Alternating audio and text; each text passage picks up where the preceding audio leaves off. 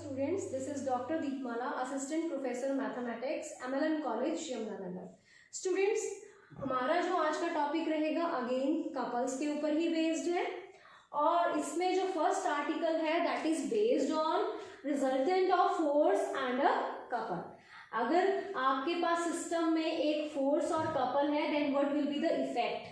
So a single force and a coplanar couple acting on a rigid body, they cannot produce equilibrium, but they are equivalent to a single force equal and parallel to the given force. So हम इसका meaning समझते हैं। अब हमारे पास अगर system में कोई couple है और कोई फोर्स है, ठीक है, सिंगल फोर्स है और रिजिड बॉडी पे वो एक्ट कर रहा है, तो वो कभी भी इक्विलिब्रियम प्रोड्यूस नहीं करेगा। बट क्या होगा, एक सिंगल फोर्स आ जाएगा हमारे पास फिर से उन दोनों का जो इक्वल और पैरेलल होगा गिवन फोर्स के। गिवन फोर्स मींस आपको ये फोर्स गिवन है अलोंग द लाइन OX और ये कपल गिवन है, ठीक है। सो इन दोनों से हमें क्या मिल जाएगा, एक सिंगल फोर्स। अब कैसे? So we have considered a couple P comma P means P is the force and P is the perpendicular distance and F be the single force given to us acting at O along OX, ठीक है।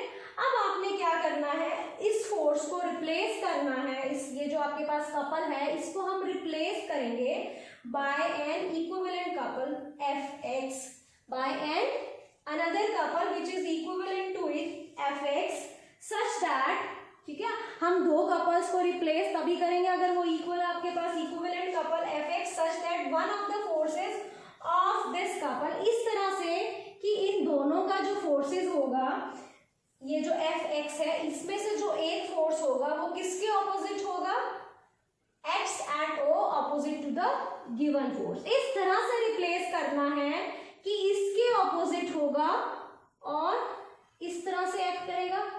सो वो कब possible है, जब हम ऐसे diagram बनाएंगे, ठीक है। सो ये कपल आ गया, this is x, this is f, this is f, so this is the couple Fx, ठीक है, F into x, this is the couple of moment F into x which is equivalent to this couple, जिसको हमने इससे, इस couple को इससे replace कर दिया, ठीक है। अब इस तरह से रिप्लेस किया कि इनमें से एक फोर्स जो है वो गिवन फोर्स के ऑपोजिट है। सो ये वाला जो फोर्स है this is opposite to this. अब होगा क्या स्टूडेंट्स, आपके पास since they are equal couples, equivalent है, तो equivalent couple means their moments are equal, ठीक है। सो P into P is equal to F into x, सो हमारे पास यहाँ से x आ जाएगा, ठीक है। सो what is x? x is P into P upon F, so x is unknown to us, clear? so अब ये फोर्स जो है, ये फोर्स जो है इस सिस्टम का इससे इक्वलाइज हो गया, तो we are left with only a single force, यही लिखा हुआ है, we are left with a single force. अभी किसके इक्वल है, equal to the given force, और किसके पैरेलल है, इसी के पैरेलल है, बट कितने डिस्टेंस पे, एट अ डिस्टेंस x, और वो x क्या है, it is equal to moment of the given couple divide by the single given force. So अब आप, अगर आपको सिस्टम में एक कपल और एक सिंगल फोर्स दिया हुआ है तो आपके पास क्या आ जाएगा, again you have a single force which is equal to the given force but at a distance which is equal to moment of the original couple, जो आपको गिवन था, moment of the couple which is given to you divide by the resultant, single resultant force given to you, या single force लिख दो given to you। so यही आपके पास result आया, this is single force, clear? so this is x, moment of the system, moment of the couple divided by the single force given to you। Now the question based on resultant of single force and a couple, ठीक है। अभी जो हमने topic किया था, अब P and Q are like parallel forces, a couple of moment G is combined with them। अब अगर आपके पास P और Q दो पैरेलल फोर्सेस हैं स्टूडेंट्स, ठीक है. So let P and Q be the two parallel forces acting at point A and B respectively. So they are like parallel forces P and Q acting at A and B. This is P, this is Q. अब इन दोनों को किसके साथ combine कर दिया? A couple of moment G. तो अब आपके पास अभी हमने जो रिजल्ट किया था वो किसके ऊपर बेस्ड था? A couple and a single force. So these two forces can be combined to a single resultant force acting somewhere as C. So let the resultant is this, R is equal to P plus Q. So we have a single force instead of these two forces which is equal to P plus Q. अब आपके पास system में एक single force P plus Q पड़ा है और एक moment couple of moment G पड़ा है. तो what will be the effect? The effect will be the couple will displace this single force at a distance x which is equal to moment of the couple divided by the single resultant force and you will get the answer. So यही लिखना है आपने. So let the forces P and Q at A and B respectively, ठीक है, have resultant force R is equal to P plus Q acting at C. Now the single force and a couple, single force कौन सा है? R is equal to P plus Q is displaced parallel to itself at a distance equal to moment of the couple divided by the single resultant force. So आपके पास दोनों की values हैं, डाल दो. So आपके पास क्या आएगा? Moment of the couple is G, resultant force is P plus Q. So this completes G upon P plus Q. Next, modify the result if P and Q are unlike, where P is greater than Q. If P and Q are unlike parallel forces, then what will be the resultant? The resultant R is the resultant will be P minus Q. तो distance क्या हो जाएगा? Distance अब क्या आ जाएगा? Moment upon the resultant P minus Q. So this is the modification. Clear? So this completes the question. Next question is the moments of the system of coplanar forces about the point 1, 0, 0, 2 and 2, 3 refer to rectangular axis. And rectangular axis means x-axis and y-axis are G1, G2, G3 respectively. If theta be the inclination of resultant to the axis of x, then prove that tangent theta is this. So students, सबसे पहले हमने एक theorem last time की थी कि अगर आपके पास किसी सिस्टम पे नंबर ऑफ फोर्सेस एक्ट कर रहे हैं then the number of forces can be reduce to a single resultant force together with a couple. तो हम उसी का यूज करेंगे. अब यहाँ पे आपके पास coplanar forces, system of coplanar forces, ठीक है. So the system of coplanar forces can be reduce to a single resultant force R and together with a couple G. So let हम क्या करेंगे, लेट प्रूव, इसका solution लिखो. Let the system of coplanar forces be reduced to a single resultant force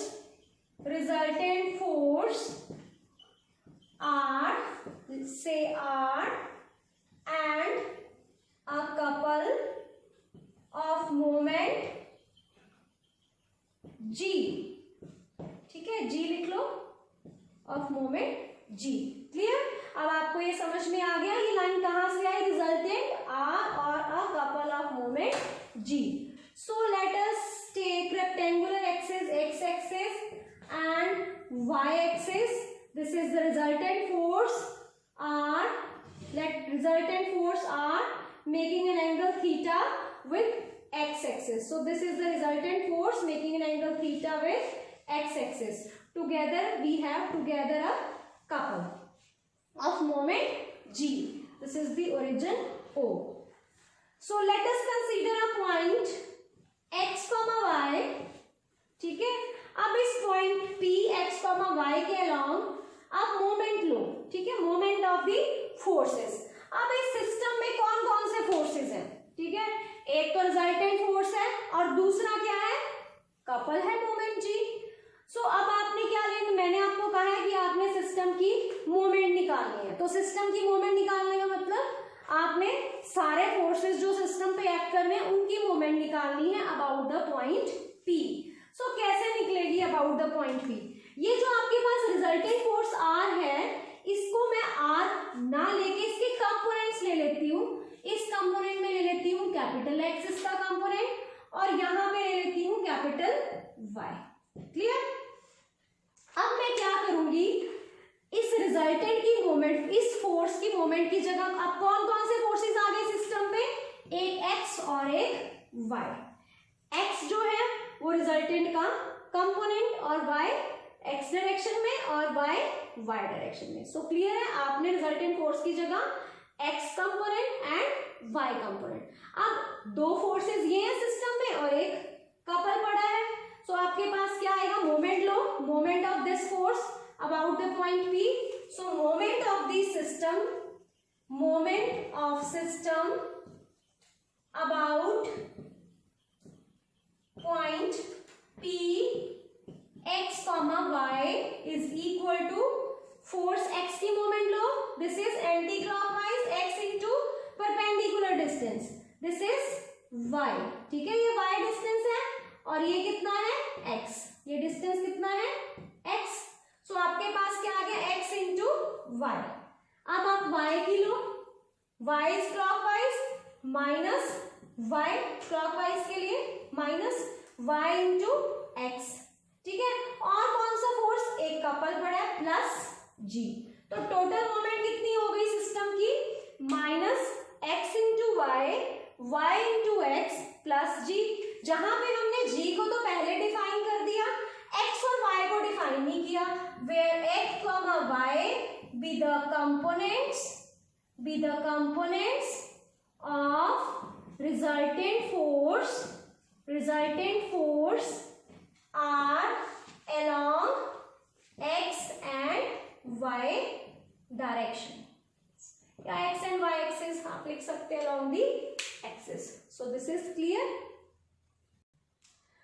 अब आपने किसी point X Y के about moment of system निकाल लिया, बट हमें पॉइंट्स कौन से दिए हुए हैं? 1 0 0 2 एंड 2 3.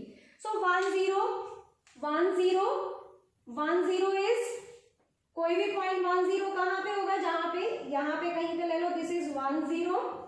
ठीक है, अब आपने क्या करना है? 1 0 के अबाउट, जहां पे x है वहां पे 1 और जहां पे y है वहां पे 0. सो y की जगह 0 और x की जगह 1. तो वो मोमेंट कहाँ पे आ जाएगी? About the point 1 0. फिर अबाउट द पॉइंट 0 2 वैल्यू डाल दोगे तो मोमेंट आ जाएगी अबाउट द पॉइंट 0 2. फिर 2 3, तो 2 और y की जगह 3 डाल दोगे तो you will gate moment about the point 2 3. But आपको मोमेंट क्या दी हुई है? g1 g2 g3, उनको इक्वल कर दोगे. ठीक है, सो अभी हम यही करेंगे. सो लेट अस डू. सो हमें इसके अबाउट मोमेंट दी हुई है. सो मोमेंट हमने निकालना है point 1 0. So moment about point 1 0 is equal to, आप x की जगह 1 और y की जगह 0. So it is 0 minus y plus g. और ये किसके इक्वल गिवन है? g1 के. So this is equal to g1, equation 1. Next is moment of the system about which point? 0 comma 2. So x 0 y2. So it is 2x minus 0 plus g is equal to given कितना है g2. This is number 2. Next is moment of system about which point 2 3. x की जगह 2, y की जगह 3. So it is 3x minus 2y plus g is equal to g3. So this is number 3. Students हमने जो g था, capital G था, वो खुद से लेट किया था. It is not given to you. g1 g2 g3 is given to you. So हमने क्या करना है, g को एलिमिनेट करना है. तो g को एलिमिनेट करने के लिए 1 implies g is equal to g1 plus y. इसको यहां पे डाल दो वैल्यूज को. सो you have 2x plus g1 plus y is equal to g2 implies 2x plus y is equal to g2 minus g1. इसी तरह next equation 3x minus 2y plus g1 plus y is equal to g3. So you have 3x minus y is equal to g3 minus g1. So this has equation 4. This has equation 5. So from 4 and 5 you will find x. Add कर लो तो 5x is equal to g3 plus g2 minus 2g1. So x is equal to g3 plus g2 minus 2g1. Make this as number 6. और x की value किसी भी एक equation में डालो और y की वैल्यू निकाल लो. सो x हमारा ये आ गया था. उसके बाद किसी भी एक इक्वेशन में वैल्यू डालोगे तो y is this.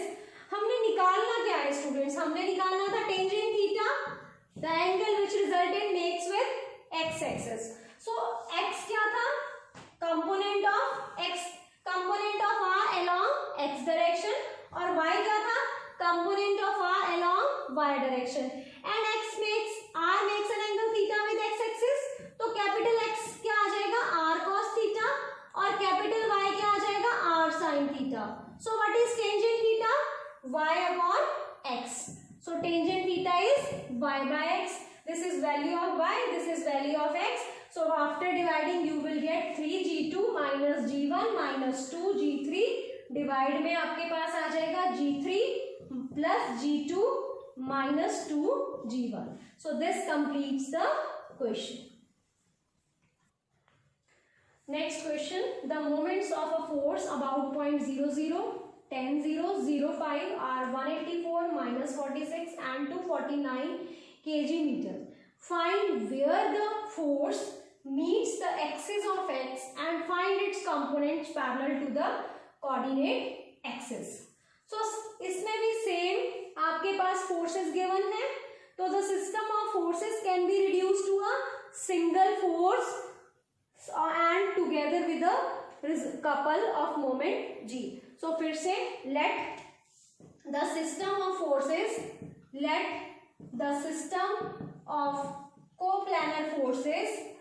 coplanar forces यहाँ लिख लेना, coplanar forces can be reduced to a single resultant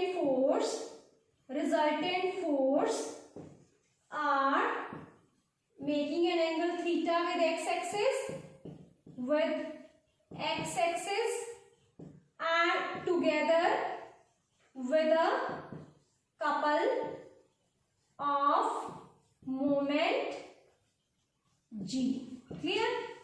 Now फिर से moment of system about point p x, y. और फोर्सेस कौन से हैं, फिर से हमने r ना लेके r के कंपोनेंट्स अलोंग x डायरेक्शन में कैपिटल x और y डायरेक्शन में capital Y. So moment of force x along p x y and moment of force y along the point p. So what is moment of force x? It is anti-clockwise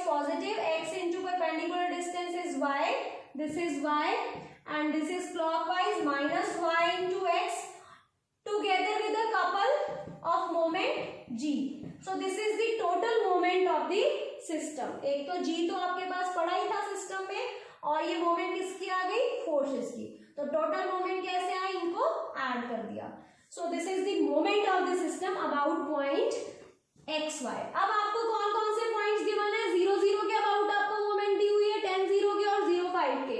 so let us take moment of the system. Moment of system about 0 0, x0 y0. So you have 0 minus 0 plus g, और किसके इक्वल गिवन है, 184 units. So capital G यहाँ सीधा ही आ गया 184. So capital G is known to you. This is 184 units. ठीक है. अब moment of the system, moment of system about point 10,0. So x की जगह 10 और y की जगह 0. So 0 minus 10 into y plus g कितना है, 184. किसके इक्वल है ये, this is equal to what is given to you, minus 46. So you have minus 10y is equal to minus 46 minus 184. So it is 230. So this is minus 230. So what is y? Y is 23. So y आपके पास आ गया 23. So moment of system about which point, third point is 0 5, and it is given to be 249. So you have x की जगह 0, y की जगह 5. So it is 5x. x की जगह 0, y की जगह 5. So it is 5x minus 0 plus g. G is 184 is equal to 249. So solve करोगे, you will get x is equal to 13. So x is 13. So आपके पास y 23 आ गया, x 13 आ गया. So components आ गए, components of resultant force, और they are parallel to axis. क्या है, x is 13 and y is 23. अब आपने क्या निकालना है, line of action of force. So equation of line of action of force, equation of line of action of force. So equation of line of action of force निकालने के लिए जो आपने मोमेंट ऑफ सिस्टम आपने लिखी थी ना, ये आपने मोमेंट ऑफ सिस्टम, इसको पुट कर दो इक्वल टू 0. सो आपके पास इक्वेशन आ जाएगी x into y minus y into x plus g is equal to 0. और आपके पास सारी वैल्यूज हैं, x की वैल्यू 13y, y की वैल्यू है 23x, और g की वैल्यू आपके पास है plus 184. 184 is equal to 0. So this is the equation of action of force. ठीक है, line of action of force. उसके बाद इसी सेम क्वेश्चन में आपने ये बताना था कि ये जो line of action of resultant force, sorry यहाँ पे फोर्स की जगह line of action of resultant force. अब आपने ये बताना है कि जो line of action of resultant force है वो एक्स एक्सिस को कट कर रही है at a distance h from the origin. Means जो रिजल्टेंट फोर्स है वो यहाँ पे ना एक्ट करके एट ए डिस्टेंस यहाँ पे एक्ट कर रहा है आपका. ठीक है, सो वो कैसे पता चलेगा, एक्स एक्सिस को intersection with y axis, with x axis put Y equal. अगर आपने इंटरसेप्ट निकालना है एक्स एक्सिस पे तो आपको क्या करना पड़ेगा, put Y equal to 0. You will get intercept of this line on X axis. So देख लो ये लाइन एक्स एक्सिस को कहाँ पे कट कर रही है. तो put y 0 minus 23x plus 184 is equal to 0. So 23x is equal to 184. So what is x? x is 8. So कहाँ पे कट कर रही है, x इज 8 मीटर्स और x इज 8 यूनिट्स. सो ये जो line of action of resultant force है ये एक्स एक्सिस को at a distance 8 metres from the origin पे कट कर रही है. So this completes the question. Next question, a system of forces in the plane of triangle ABC is equivalent to a single force acting at A, acting along the internal bisector of angle BAC and a couple of moment G1. So यहाँ पे उसने खुद ही अपने आप ही बता दिया कि जो सिस्टम ऑफ फोर्सेस है वो किसके इक्विवेलेंट है, एक सिंगल फोर्स और together with a couple of moment G1. उस सिंगल फोर्स की आपको डायरेक्शन भी बता दी, this is acting along the internal bisector of angle BAC. If the moments of the system about B and C are given to you, that is G2 and G3, then prove the relation. So let us first draw triangle ABC.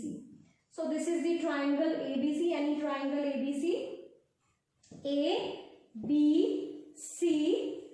This is forces acting on this triangle ABC is equivalent to a single force acting at point A along internal bisector of angle BAC. So इस angle का जो internal bisector होगा उसके along आपको एक single resultant force letter से R given है.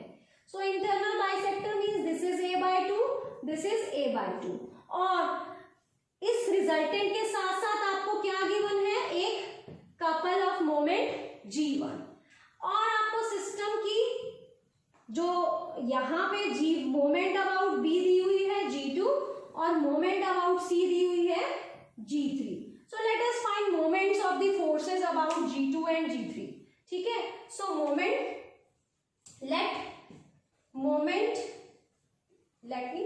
the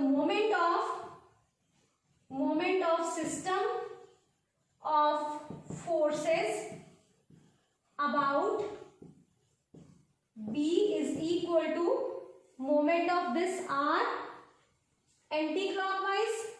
ठीक है, so this is clockwise minus R into perpendicular distance. B से R के ऊपर perpendicular distance let us say M. This is 90. This is point M. So R into minus R into BM और साथ में क्या है plus G1. ठीक है, अब moment of system of forces about B आपको गिवन कितना है G2.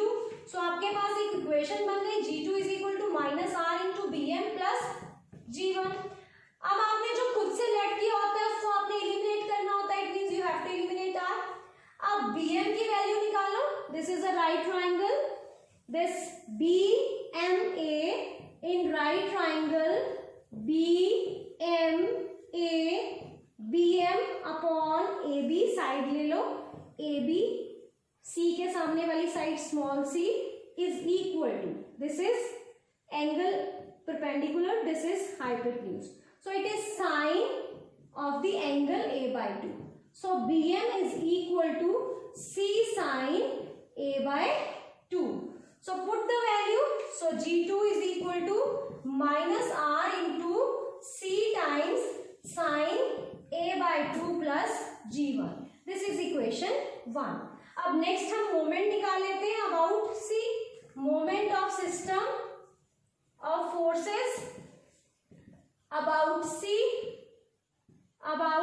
C यहाँ पे लिख लेना, let R be the resultant as shown in the figure.